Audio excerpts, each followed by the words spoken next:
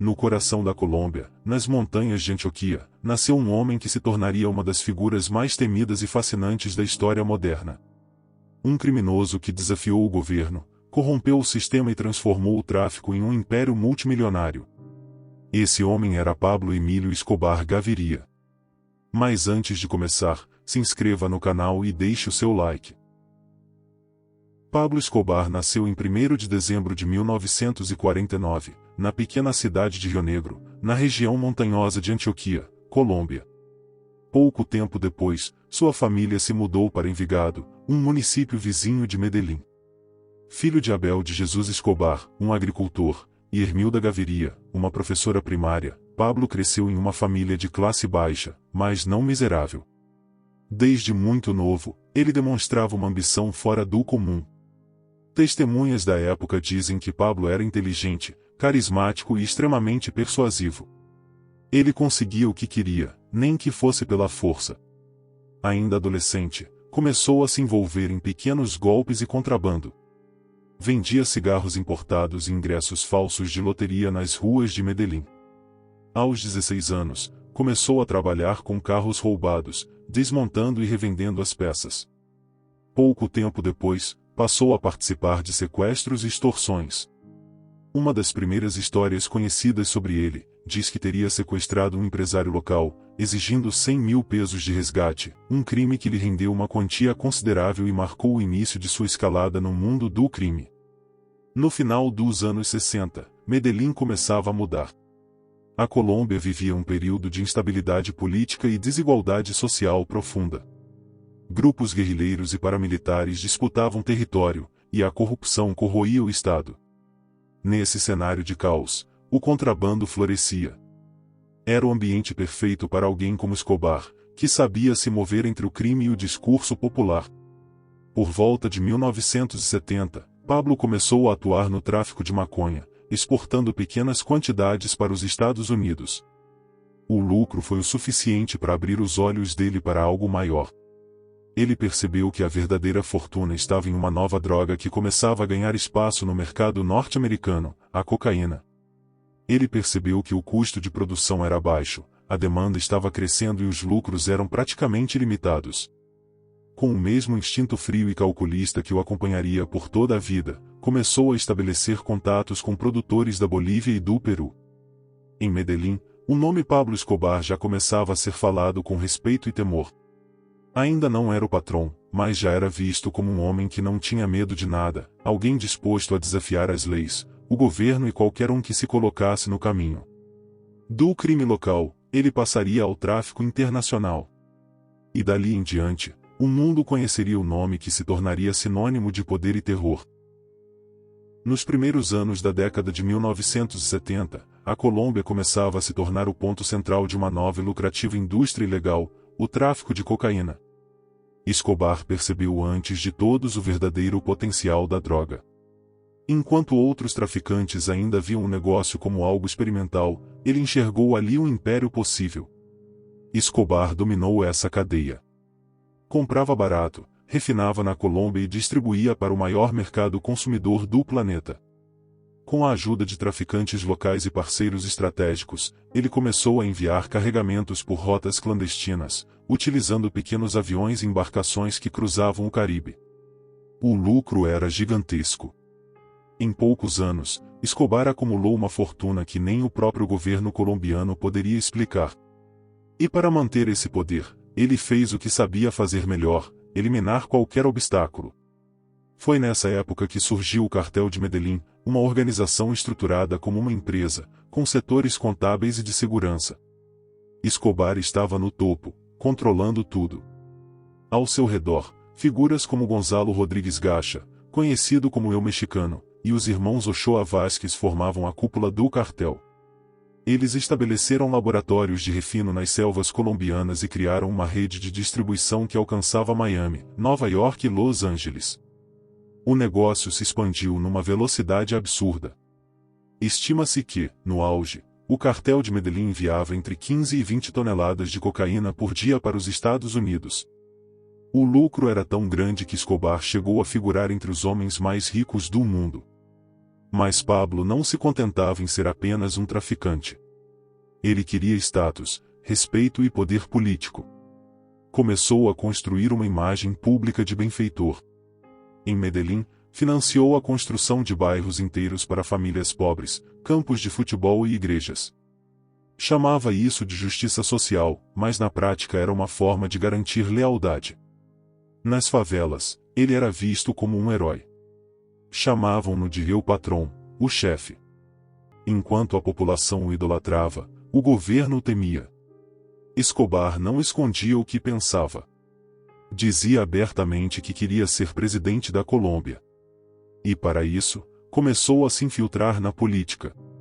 Em 1982, foi eleito suplente na Câmara dos Representantes, o que lhe deu imunidade e legitimidade. Pela primeira vez, um narcotraficante estava dentro do sistema político do país. Mas o disfarce não duraria. A imprensa começou a investigar sua fortuna. O jornalista Guilhermo Cano, do jornal El Espectador, publicou reportagens expondo as ligações entre Escobar e o tráfico de drogas. Pouco tempo depois, Cano foi assassinado, um crime ordenado diretamente por Escobar, e que deixaria claro a todos o preço de desafiá-lo.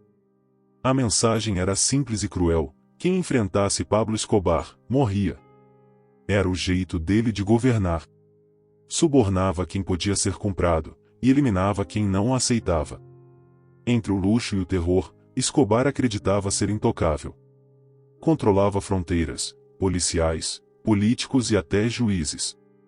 Medellín vivia sob o domínio de um homem que acreditava ser maior do que o próprio Estado. E por um tempo, ele realmente foi. Mas a ascensão meteórica de Pablo Escobar teria um preço. O império que crescia em silêncio logo chamaria a atenção de quem ele menos queria. Após ser expulso da política e humilhado publicamente, Pablo Escobar deixou de lado qualquer tentativa de parecer um homem de bem. A máscara do político caiu, e o narcotraficante assumiu sua verdadeira identidade. A partir de 1984, ele declarou guerra total ao governo colombiano. O primeiro ato dessa guerra foi a morte do ministro da Justiça, Rodrigo Lara Bonilla, em abril daquele ano. O crime foi uma resposta direta à sua expulsão do Congresso e às investigações sobre o cartel. A morte de Lara Bonilla marcou o início de uma das fases mais sangrentas da história da Colômbia. O governo, pressionado pelos Estados Unidos, prometeu acabar com o cartel de Medellín. E em resposta, Escobar iniciou uma campanha de terror. Explosões, atentados e assassinatos se tornaram parte da rotina. Juízes, promotores, jornalistas e policiais eram alvos constantes. Durante os anos de 1985 e 1986, o país mergulhou em um clima de terror. Escobar mandava colocar carros-bomba nas ruas, financiava sequestros e tirava a vida de quem ousasse desafiá-lo. O Estado colombiano estava enfraquecido, e a corrupção havia tomado conta de quase todas as instituições. Mas o que realmente aumentou o conflito foi a extradição. O governo colombiano, em acordo com os Estados Unidos, passou a extraditar traficantes para serem julgados e presos em território norte-americano. Para Escobar, ser extraditado era a pior coisa que poderia acontecer. Ele jurou que jamais colocaria os pés em uma prisão dos Estados Unidos, e transformou isso em uma guerra pessoal. A partir de então, qualquer autoridade que defendesse a extradição se tornava inimiga. O candidato presidencial Luiz Carlos Galán, que prometia combater o narcotráfico com firmeza, foi morto em 1989, durante um comício. O atentado chocou o país e mostrou que nem mesmo os líderes políticos estavam a salvo. No mesmo período, Escobar ordenou um dos ataques mais brutais da história da Colômbia, o atentado ao voo 203 da Avianca, um avião comercial com mais de 100 pessoas a bordo. A bomba explodiu no ar, matando todos os passageiros. O alvo seria um candidato político, mas o resultado foi o massacre de inocentes. A Colômbia vivia um pesadelo diário. Cidades inteiras eram paralisadas por medo, e o governo parecia incapaz de deter o homem que se tornou o inimigo número 1 do Estado. No início dos anos 90, a pressão sobre Pablo Escobar atingia níveis insustentáveis. Vários de seus homens de confiança haviam sido mortos ou capturados, e a cada semana o cerco ficava mais apertado. A extradição para os Estados Unidos era praticamente certa, e para ele isso era inaceitável. Mas Pablo Escobar era um homem que sabia negociar. E ele ainda tinha algo que o governo colombiano queria desesperadamente. Em 1991, ele enviou uma proposta ousada. Se o governo suspendesse a extradição e garantisse sua segurança, ele se entregaria voluntariamente. O presidente César Gaviria, pressionado pela população e pela comunidade internacional, aceitou o acordo. A condição era que Escobar seria preso em uma prisão construída exclusivamente para ele, sob o argumento de que isso garantiria sua segurança contra inimigos. Assim nasceu La Catedral. Localizada em uma montanha de Envigado, a prisão era na prática uma fortaleza particular. Tinha campo de futebol, bar, churrasqueira, academia, sala de jogos, telefone, sauna e uma vista panorâmica da cidade de Medellín. Era uma prisão apenas no nome. Na prática, Escobar continuava comandando o cartel de dentro de suas paredes. Os negócios seguiam ativos, os lucros continuavam a entrar, e as ordens de assassinato eram dadas por telefone, direto de sua cela. Ele recebia visitas de familiares, políticos e até celebridades locais. Organizou festas, partidas de futebol e jantares com convidados especiais. Era como se tivesse transformado a rendição em mais um golpe de mestre.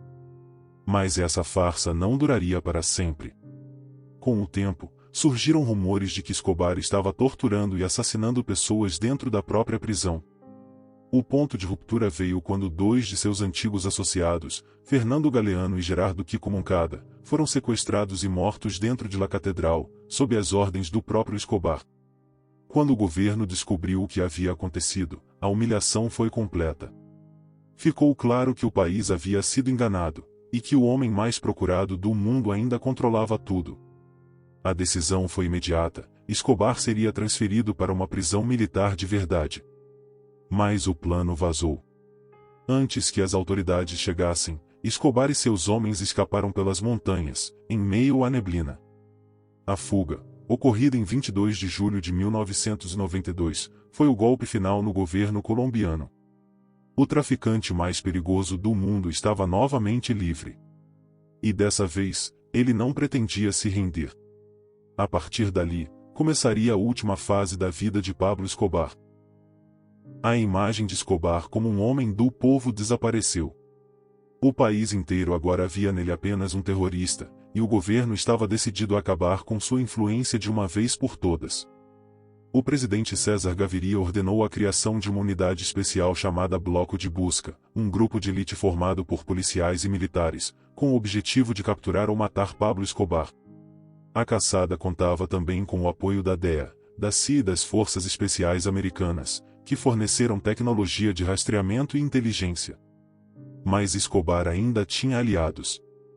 Mesmo escondido, ele mantinha contato com sua família e com o que restava do cartel de Medellín. Usava rádios e telefones clandestinos para se comunicar, mudando constantemente de esconderijo em Medellín. Escobar passou a viver como um fantasma. De mansões e helicópteros, ele passou a se esconder em casas simples, cercado apenas por alguns seguranças. O homem que um dia controlou bilhões de dólares agora fugia com medo de cada som na madrugada. Durante esse período, ele tentava se manter próximo à esposa e aos filhos, mas a família vivia escondida, vigiada e ameaçada. A perseguição se intensificou em 1993. O Bloco de Busca, com a ajuda de tecnologia americana, começou a rastrear os sinais dos telefones usados por Escobar. Cada ligação que ele fazia se tornava uma pista. E foi justamente uma dessas ligações que selou seu destino. No dia 2 de dezembro de 1993, após uma conversa telefônica com o filho, o sinal foi triangulado até um bairro de classe média em Medellín, chamado Los Olivos. O bloco de busca cercou a casa onde ele estava escondido. Quando perceberam a movimentação, Escobar e seu guarda-costas tentaram fugir pelos telhados. Houve uma troca intensa de tiros. Pablo Escobar foi atingido por balas no tronco, na perna e por fim, na cabeça. A foto do corpo de Pablo Escobar, caído sobre o telhado, com os policiais ao redor, se tornou símbolo do fim de uma era de terror. Medellín respirou aliviada. O cartel desmoronou rapidamente, e o país começou aos poucos a tentar se reconstruir. Mas o legado de Escobar não desapareceu com sua morte. Ele deixou para trás um país traumatizado e famílias destruídas.